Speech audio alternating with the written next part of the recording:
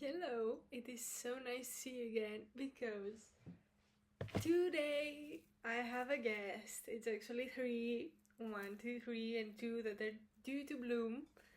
Those are lilies. Yeah, I'm sowing flowers. For the Spotify listeners, I'm sowing flowers that smell amazing. I got gifted those. I'm so happy. Like, do you see that? I have to upload that on YouTube. These are beautiful. And you, listening to this, you are beautiful. Not because you listen to this, but because you're human. And I like that. Anyway, oh no, this is not the place. Anyway, hello again. I hope you didn't cringe a lot with the first episode of mine. I'm here more organized to talk about a lot of stuff. First and foremost, flowers. I love flowers. I draw flowers. Oh, I wish I could show you. I can show you a stupid one that I made. Hold on a second. This is actually stupid. I drew that as a draft for a gift, and I drew that a lot better. Is that grammatically correct? A lot better? Anyway, I drew that because I wanted to gift that, and I am that type of person. I'm a gift giver, and I love giving gifts. I love receiving gifts, and I was actually hanging around with people who didn't give me nothing. And right now I have people who honor my gift giving nature and they give me gifts also. It doesn't matter if it's expensive, of course, I appreciate an expensive gift, but that's one of the many reasons I adore flowers.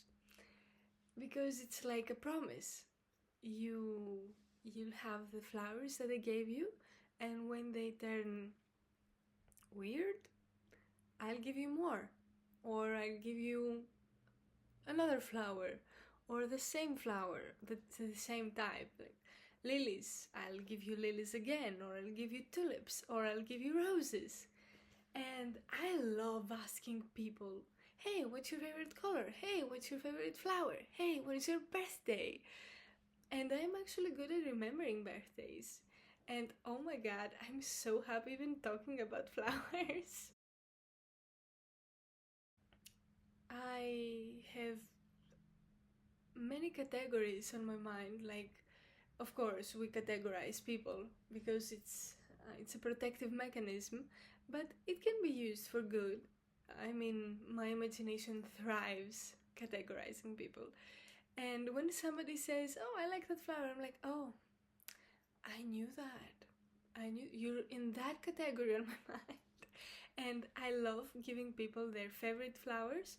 Sometimes they're not even sure if it's indeed their favorite, but they just say that because I asked something and they have to appear that they have knowledge about flowers. Sometimes I think that I ask that in such an enthusiastic manner that they don't want to disappoint me. But of course, this is not the reality for everyone that I've asked. And I love also surprising people with different types of flowers. And if you visit a good flower shop, every type of flower will smell good. But some flowers, like lilies, are destined to smell even more. It's more flowery, the smell is more flowery, and it can last longer. I mean, you cannot compare a tulip to a lily, but you don't need to. That's the beauty of it. Every flower has its own beauty, and maybe I don't want to sound too coquettish or positive in here because I'm not, but every flower is unique and every person is unique. I say that as I read Sartre, and I know what they say about people, about Sartre enjoyers, that we believe in a better world, but if we non-objectively speak about its person, we're gonna hate the world.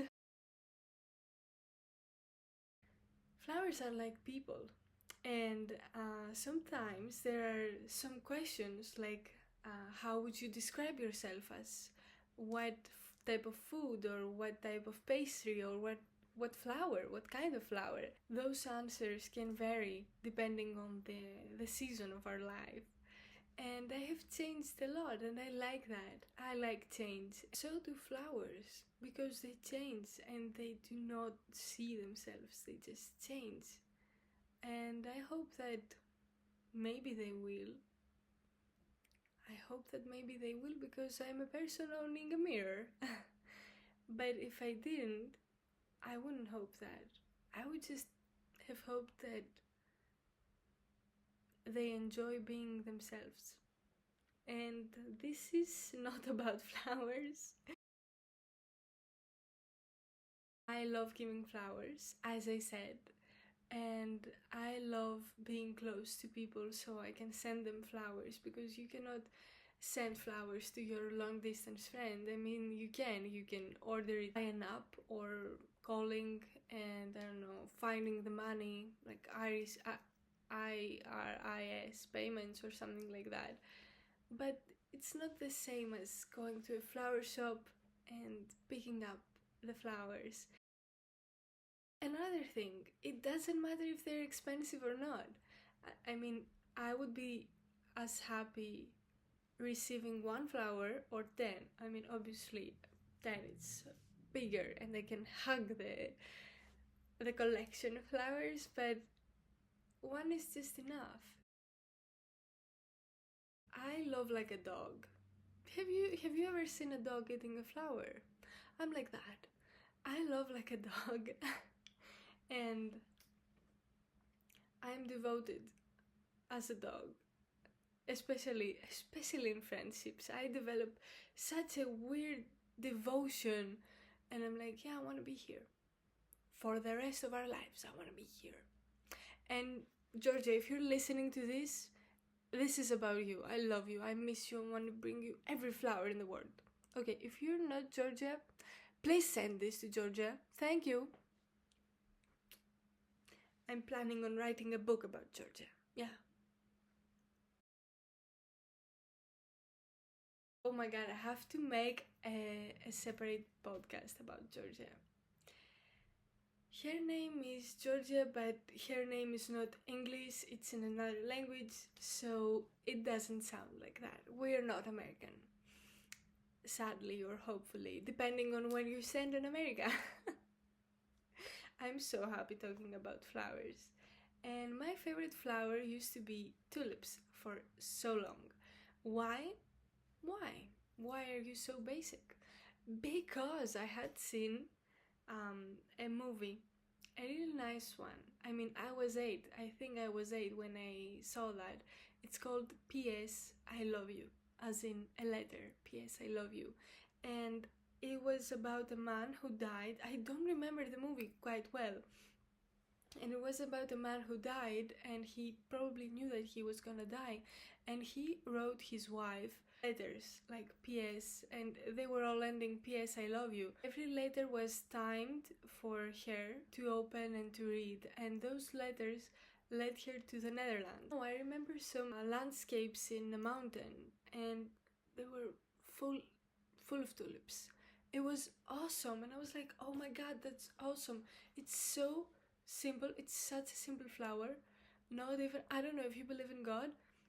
Probably what God wouldn't even think of that. That's amazing. It's so simple. I mean, I don't want to be rude to God. I'm sorry. It's just that it's so simple, and the creations around us are not so simple sometimes. And I'm like, oh my god, that's actually amazing. And me personally, I'm a person who complicates things so much. I don't know if you can tell. And I tend to be very disappointed about simple stuff. Yeah, probably the solution isn't in the simple stuff, so I have to overcomplicate things, and boom, tulips. If you go to a flower shop, you won't have the option to buy tulips for every month of the year. No, it's not possible. They grow in specific months, and flower shops have them in specific months. I guess they can have them for more than that if they have good flower fridges. I don't know the exact terminology, but you get the point. I have such a good relationship with florists, and I buy flowers. I mean, I go to a nail tech. I love her. I love her. And she's so sweet. And I would like to bring her flowers every time. I don't. I just bring her flowers. And I go to a nutritionist. I love her. Yeah, she's also a woman. Yeah, I love her. I would have liked to bring her flowers every time. And she loves tulips. White ones. If you see that, my nutritionist also, I love you. And I talk about you to so many people. You have no idea. I'm promoting you. Talk about that. That's a good podcast idea. I have so many. Yeah, I love bringing people flowers, especially people that are more close to me. It's like a promise that hey, I thought of you, and maybe when they get old, I'll bring you more younger ones, like fresh ones, flowers. Most flower shops they give you the bouquet. Yeah, that was the word. The bouquet with a bow, and you can keep that bow. And when I send flowers, I keep that bow. I know from who I got that bow. Like from that was from one friend, and that was from another, and that was from another, that was from my mom. And sometimes it's good just to buy flowers for yourself. The existence of flower shops. You build a store solely for gifting and solely for just looking at it and looking at the cute object, which is not an object, it's a flower, and you're like, oh, this smells good, oh, this is so cute. And flower shops thrive. Yeah, have you noticed? Flower shops thrive. And that's such a weird information. I didn't believe that when I first heard that, but then it seemed so logical. It's not an easy job. I mean, what job is an easy job? I don't know. That requires a lot of work. Like washing, constantly changing the water, lifting stuff, heavy stuff, being punctual on taking flowers, giving flowers, answering the phone. That's actually easy for some people. We tend to romanticize that job, like, oh, what would you want to do? I would like to be a florist in Paris. And yeah, someone came. You can probably hear that. Do not have a microphone yet. I promise you, I will buy one. So stick around, please. Or don't. I cannot tell you what to do. And nobody should tell you what to do except yourself. And maybe, I don't know, your mother. I hope your mother is still alive. I will cut that. Why would I say that? Oh my god. Anyway, I tend to hang around with people who do not have parents. Yeah. And I'm semi one of them. Anyway, close of parentheses. Sometimes people, you know that saying that people look like their dogs? People look also like their favorite flower. For example, I have a rose tattooed on my below my rib. It was originally meant for a spider also, but thank God, I do not believe in God, but thank God I didn't add the spider. It was my first tattoo. That's actually a good idea for a podcast also. It wasn't long. It's like that. It's like 10 centimeters. Or yeah, this is about the tattoo, not something else. For people who've watched this on YouTube. Also, if you're watching this on YouTube, look at my earrings. I love them. I haven't worn them in 2 years, probably more. And I bought them. They're actually so cheap. I bought them in a hurry. I was like, I don't have earrings, and boom, I bought them. I do not know if you can believe that, but I used to have so many piercings, not in my ears. And right now I have two, and it's in my ears. I have become basic. Basic is good sometimes. I mean, for your closet, basic is amazing. That's why you have a good closet. I used to want to give roses to people whose favorite flower was a rose, and then I realized, oh, they look like roses. Yeah, they don't look like lilies. They don't look like African lilies. Google that, please. African lilies. Such an amazing flower, and it actually lasts so long. Yeah, I know. I have gifted it many times, and it actually pairs well in the bouquet. But yeah, I am not gonna plan any weddings. But if you want me to plan your wedding and be a florist, please call me or contact me. Contact me. Oh my god, what was that? Contact me. Yeah, but do contact me. I love weddings. I love, love, love, love, love weddings. I love commenting on everyone in weddings. I like my dream scenario for a wedding. I'm going off topic right now, but my dream scenario for a wedding would be me and someone who accepts my inner hater, and I would just ramble on like he wears that, she wears that. Oh my god, what a weird choice of perfume. And the food, oh the food, or maybe the food. I when I'm talking, I'm saying good stuff also. Okay, but most of the times my inner hater is just me being realistic and a bit of hater. People who like roses look like ones. And probably you're saying right now, roses are so basic. You know why? Because they're a paradox. And we thrive in metaphors. Not because they sound poetic, but because we cannot handle the truth saying them. Me personally, I adore metaphors because I thrive in them. They have thorns. That's the paradox. Something so beautiful has thorns, and we see that as a symbol in literature. You know, the rose and the love, and oh, it can hurt you because it has thorns, but if you're not stupid, you will not mess up. Oh, funny story, and quite a metaphor. When I was like 8, I used to live in a house that had a big garden. My house was exactly in the middle of that. The garden is like triangular, and in the middle it's a square, kind of like a square.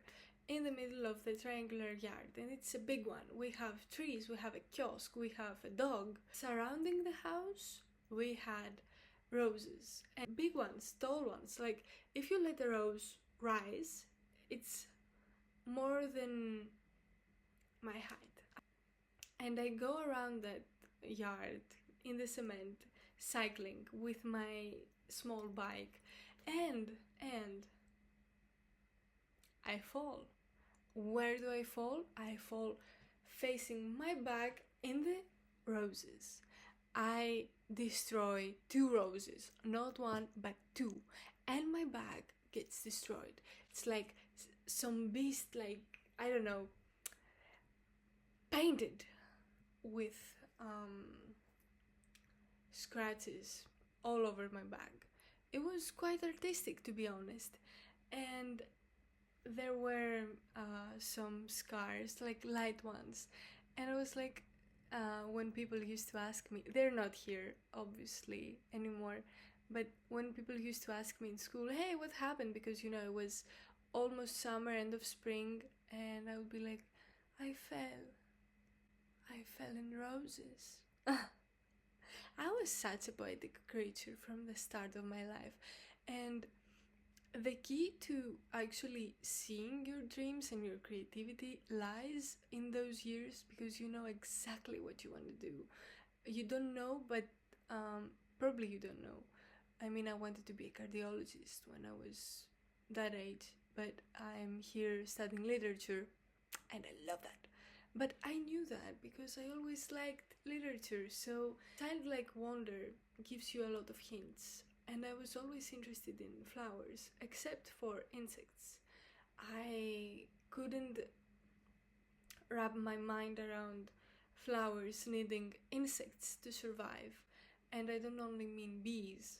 And it came to me as a surprise that, oh, that beautiful creation of a flower can have the danger of me witnessing an insect sleeping inside it. And also, flowers sleep. We sleep. I mean, I don't sleep, and that's another topic we're gonna discuss. But I have such trouble sleeping. I wish I could sleep like a flower. I hope they sleep okay. I hope everybody sleeps okay. If you're seeing this and you want me to wish you something, I'll wish you that.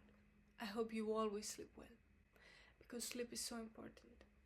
And take your vitamins, don't forget them. I hope that everyone, once at least in their lives, gets flowers, because it's such a weird thing. Not giving flowers, but actually receiving flowers.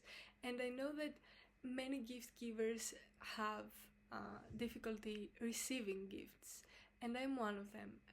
And the same pattern follows us everywhere, receiving compliments, gifts. My best friend Georgia actually said to me, when she complimented me, like, for example, oh, I love your hair, I would be like, I love your hair. Yeah, which was true. I love your hair. She has hair like a silk and such a beautiful brown color. Anyway, and long. Did I mention long? Long. It's such a masterpiece.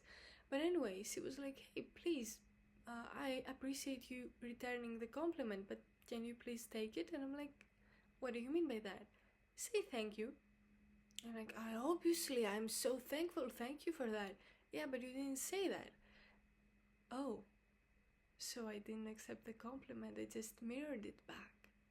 I love when people just comment on something that I have not in my conscious mind. Thing with flowers, it's such a weird sentiment, like, oh, somebody took the time and wondered what I would like, and they paid and they gifted me that. And this will probably not last me very long, like 1-2 weeks at max. And I like that. And obviously, I like gifts that stay, like a mug or a vase. This vase you saw, if you are watching the YouTube version, it's a gift from a dear friend of mine, Avram. We call him Avram because we are not Americans, sadly. For me personally, I consider it to be sad. But on the other hand, I wouldn't have met the people that I have met if I was born and raised in America.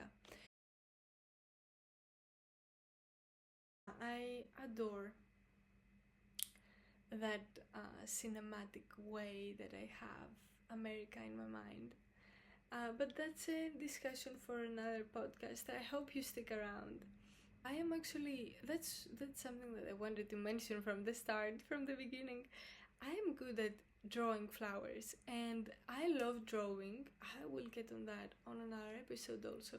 I love drawing and it's not something that I'm good at. I draw just to draw, just to listen to music. It's like a ritual, and I love that because I write, and I write just to write, but I write to be expressive, eloquent. I write to be understood. I write to understand myself. I write to be heard. I write to not have that complicated cloud above my head, but I draw just to draw. And it's such a symbol of the suppressed gift giver, because if somebody doesn't appreciate or can't appreciate for whatever reason your gifts, one route is to make you feel like you shouldn't have bought them. I mean, I had bought someone flowers and we were like, oh, why would you kill them? Like, dude, they're already killed. But don't I cannot give advice, but I would say, as someone with experience, if you have someone in your life that cannot accept your gifts, whatever gifts they are, please remove them from your life, or have a discussion before you remove them so you have no regrets. But life is so much more hopeful when you have people who appreciate you. And if you're not a big gift giver, that's okay also. But if you have someone in your life that is a big gift giver, please let them. And most of the times, we give people gifts because we care about them, not because we would like something in return. At least I don't do that. And in return doesn't mean I buy you a necklace and you buy me one. No. It means that I buy you a necklace and you give me a hug and you say, oh, I love that, and you actually wear that if you like that.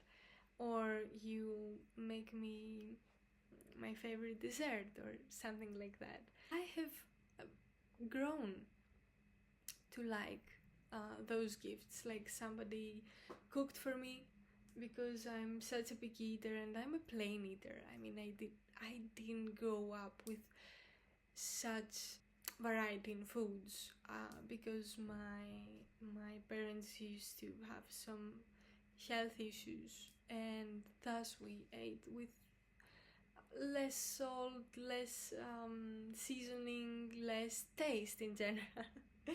And that's why I don't like sparkling stuff, like sparkling water, lemonade, or stuff like that, because I didn't grow up with them. And because they have a lot of sugar. Sugar is hiding everywhere, in places you would never even have imagined. Such a habit of mine, and probably an ADHD symptom. I am opening so many tabs all at once when I'm talking, and I do not close them. And my friends, your vibe attracts your tribe. My friends all probably have ADHD, and they follow my speed and my direction, and they set the direction also. And we're like from topic 1 to B to C to D to Z to X to again A, and it's like a maze. But we love the maze. We dress the maze with flowers. If you look for it, flowers are all around. And this is not about flowers. Have you seen the way bees actually look at flowers? It's amazing. If you haven't seen it, I know that from a post on Instagram, I'm not the intellectual I would like to be. Please Google it, please search for it. It's amazing how they view flowers, because they are destined to look for them. And maybe we are destined to look for love. That's why we like to give people flowers. And not only romantic love, but also romantic love. I mean, why not romantic love? Also, I forgot to mention, just as a PS, my favorite painting of dead nature, since I'm talking about flowers, and it's from a Dutch painter called Floris Hendrik Wester, and it's called Still Life with Zinnias in a Green Jar. I hope you can just Google it and appreciate it on your own. I don't have the time to ramble about it, but please give it a look. It has such vibrant colors. The category is called Dead Nature. It's not actually dead, it's about flowers, and they blend so nicely, in my mind at least.